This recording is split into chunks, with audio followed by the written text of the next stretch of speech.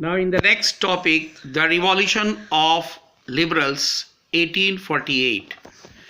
We have already discussed the hunger, hardship, and in this topic, I'm going to tell you about popular revolt.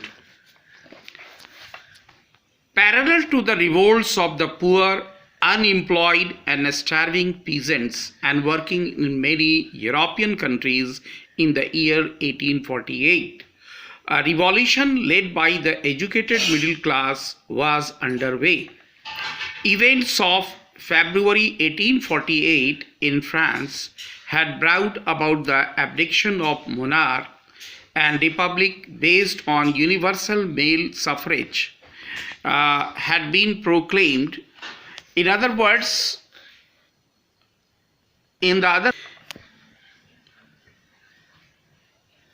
parts of Europe where independent nation states did not yet exist, such as Germany, Italy, Poland, and the Austro-Hungarian Empire, men and women of the liberal middle classes combined their demands for constitutionalism with national unification. They took advantage of the growing popular unrest to push their demands for the creation of nation state on parliamentary principles, a constitution, freedom of the press and freedom of association. तो जैसा कि इस topic में कहा गया है, the revolution of the liberals, 1848 में उदारवादियों का और उदारवादियों के संघों का कई उपद्रव या क्रांतियां हुई इस दौरान, 1848 के दौरान।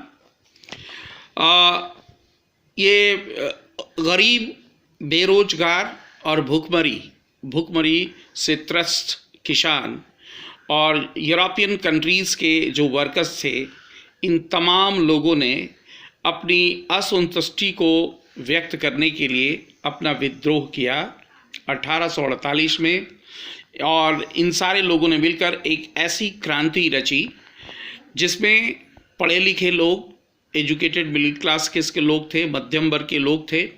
ये सारे लोगों ने अपनी आवाज़ को बुलंद करने के लिए क्रांति का सहारा लिया। फरवरी 1848 में फ्रांस में बहुत सारी ऐसी घटनाएं हुई थी जिसमें राजतंत्र की जड़ें हिल गई थीं और उसके ऊपर गणराज्य या रिपब्लिक बेस्ड सरकार के आधार पर यूनिवर्सल मेल सफरेज की मांग की गई थी, यानी सभी लोगों को सामूहिक अधिकार, मताधिकार की मांग उठी थी। यूरोप के दूसरे भागों में जहां कई ऐसे इंडिपेंडेंट नेशन स्टेट्स थे जो अभी भी पूरी तरह से वो स्वतंत्र नहीं थे, उनकी अस्तित्व पूरी तरह से स्वतंत्र नहीं थी, इन देशों में Italy, Poland, Austro Hungarian empire के शासन के देश थे, जहां पुरुष और महिलाएं जो कि लिबरल मिडिल क्लास के लोग थे, इन लोगों ने सामूहिक रूप से अपने संवैधानिक तरीके से राष्ट्रीयकरण और एकीकरण की मांग उठाई। इन लोगों ने अपने विद्रोह के ज़रिए इसका फ़ायदा उठाया और अपनी ये मांग रखा कि एक नेशन स्टेट्स, एक राष्ट्रीय राज्य की स्थापना हो जिसमें पार्लियामेंट्री प्रिंसिपल हो, यानी संसदीय सिद्धांत से अवगत हो, और इसमें संविधान हो, संवैधानिक नियम हो, प्रेस की आज़ादी हो और आपस में सहयोग के साथ साथ एसोसिएशन या संगठन बनाने की आज़ादी हो। दिखाई दे रहा है? In the German regions, a large number of political associations whose members were middle class, professional, businessmen, and prosperous artisans came together in the city of Frankfurt and decided to vote for all German National Assembly.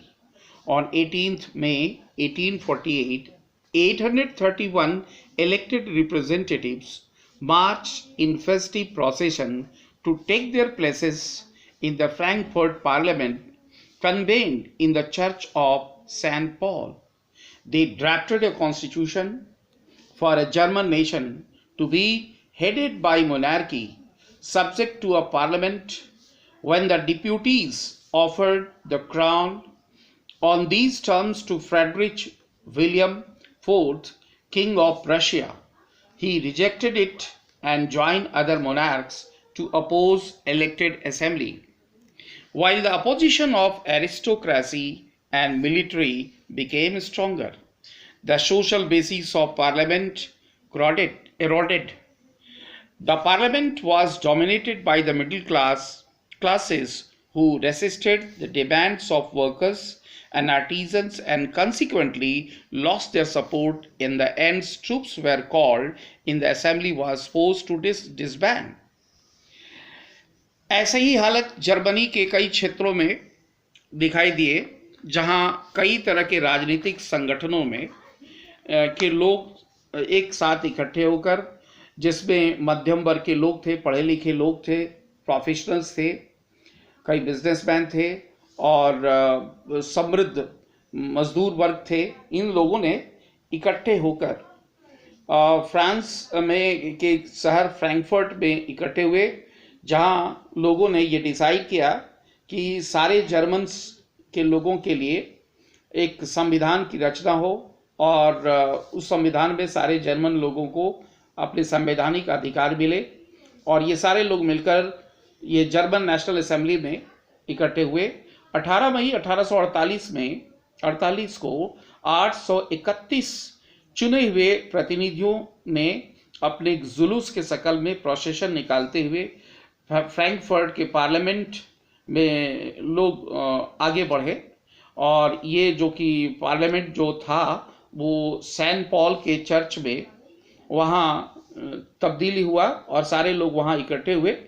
ये सारे लोग मिलकर Germany के लिए संविधान निर्माण करने के लिए आगे बढ़े, जहाँ एक ऐसा राजतंत्र की स्थापना करना चाहते थे जिसमें एक संसदीय प्रणाली हो।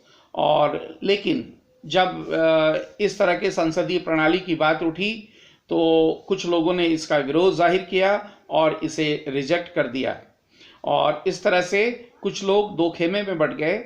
एक लोग ऐसे थे जो मोनार्की या राजतंत्र चाहते थे, संवैधानिक राजतंत्र चाहते थे जो चुने हुए प्रतिनिधियों के द्वारा बने, लेकिन कुछ लोग ऐसा चाहते थे कि वो विरोध करते थे इसलिए क्योंकि वो चाहते थे कि एरिस्टोक्रेसी या तानाशाही या जो कुछ इस तरह की बातें वहाँ पर बहुत तेजी से बढ़ने लग गई। समाज का आधार पार्लियामेंट संसदीय व्यवस्था हो ऐसी कोशिश की गई। The parliament was dominated by middle classes, लेकिन ये जो संसद जो था वो वहाँ के मध्यम वर्ग के लोगों का डोमिनेटेड था और इसमें बहुत सारे वर्कर्स, आर्टिजन्स, ये सारे लोगों का सपोर्ट था और इस तरह से सब लोग इकट्ठे होकर फ्रैंकफर्ट पार्लियामेंट में जो कि सेंट पॉल चर्च में संविधान निर्माण करने के लिए लोग जुटे थे और इकट्ठे हुए। The issues of extending political right to women was controversial one within the liberal movement, in which large number of women had participated actively over the years. Women had formed their own political associations, founded newspapers and taken part in political meetings and demonstration. Despite this, they were denied suffrage rights during the elections of assembly. And when the Frankfurt Parliament convened in the Church of St. Paul, women were admitted only as observers to stand in the visitors' gallery. तो आगे क्या होता है कि ये जो issue था, ये राजनीतिक अधिकारों की बातें बहुत तेजी से जब उठने लगी तो इसमें कुछ महिलाएं थीं जो बहुत ही सक्रिय होकर अपने अधिकारों की मांग करने के लिए, अपनी स्थिति को सुधार करने के लिए इन लोगों ने कई गतिविधियों में सम्मिलित होना शुरू किया। जैसे जो महिलाएं थी वो लिबरल मूवमेंट में साथ दिया और बहुत बड़ी संख्या में महिलाओं ने कई राजनीतिक गतिविधियों में हिस्सा लिया। ये महिलाएं कई पॉलिटिकल एसोसिएशन बनाई। ये महिलाओं के बहुत सारे आर्टिकल अखबारों में आने लगे और कई पॉलिटिकल मीटिंग और डेमोन्स्ट्रेशन में ये लोगों ने शामिल हुए। उनकी ऐसी उम्मीद थी कि अगर हम ऐसा करते हैं तो हम महिलाओं के लिए जो अधिकार है, जो संवैधानिक अधिकार हमें भी मिलेगा। और इसके अलावे ये सारे गतिविधियों में भाग लेने के बावजूद भी इनको नज़रअंदाज कर दिया गया, इनको संवैधानिक अधिकारों से दूर रखा और इस तरह से इन्हें राइट टू वोट या वोटिंग राइट से दूर रखा।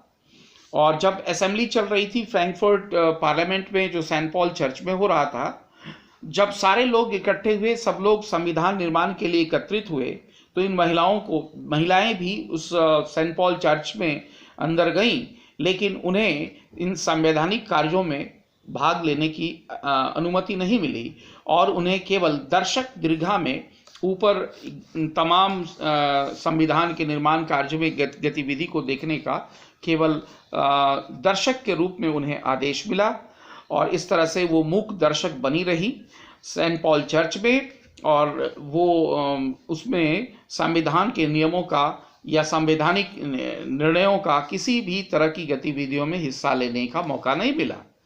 Though conservative forces were able to suppress liberal movements in 1848, they could not restore the old order.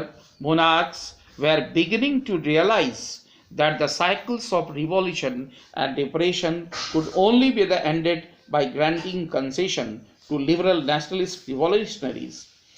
Hence, in the year after 1848, the autocratic monarchies of Central and Eastern Europe began to introduce the changes that had already taken place in Western Europe before 1815. Thus, serfdom and bonded labor were abolished both in Habsburg dominions and in Russia.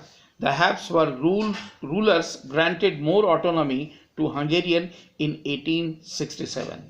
उसके बाद आगे क्या होता है कि बहुत सारे conservative forces, जो संकीर्णवाद के विचारधारा के जो लोग थे, उन लोगों ने लिबरल मूवमेंट्स को, जो कि 1848 में शुरुआत हुआ था, उसको दबाने के लिए भरपूर कोशिश की और ये लोग चाहते थे कि ओल्ड ऑर्डर यानी पहले की स्थिति बरकरार रखा जाए।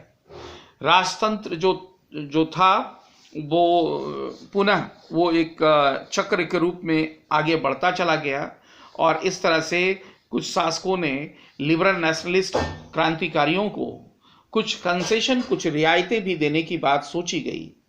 आगे चलकर 1848 में जो ऑटोक्रेटिक मोनार्कीज थे, जो निरंकुश राजतंत्र था, जो सेंट्रल ईस्टर्न यूरोप में वो प्रभावी था, उनका बहुत बड़ा असर था उन क्षेत्रों में।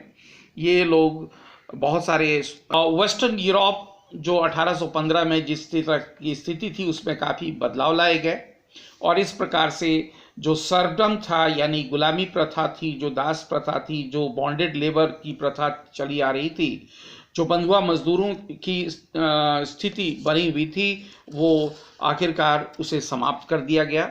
इस तरह के क्रांतियों के द्वारा हैब्सबर्ग, जिसका डोमिनेशन पूरे रशिया में था, उसकी खात्मा हुई और हैब्सबर्ग रूलर्स ने अब ज़्यादा से ज़्यादा हंगेरियन को 1867 तक उन्हें ऑटोनॉमी दी, उन्हें स्वायत्ता दी। इस प्रकार हम लोग देखते हैं कि 1848 का जो रिवॉल्यूशन था लिबरल्स का, वो काफ़ी प्रभावशाली रहा। इस उदारवादियों के आंदोलन या क्रांतिकारी कदमों के कारण कई सुधार हुए और कई तरह के अधिकार दिए गए। Now in the next part और next topic we will start the making of Germany and Italy, that is the unification of Italy and Germany. Till then, thank you.